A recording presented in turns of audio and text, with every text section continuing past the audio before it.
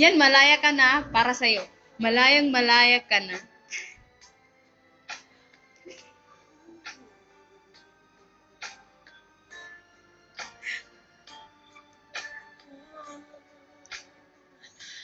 Di ko na makakaya magsawalang kibo na lamang.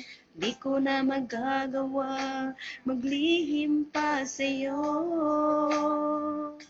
At kung inaasahan mo magbabalik pa ang puso ko sa'yo, matapos mong saktan at manilang, dapat sana'y hawak ang iyong kamay. Kung nag-isip ka lang, hindi na masasaktan ang isa't isa.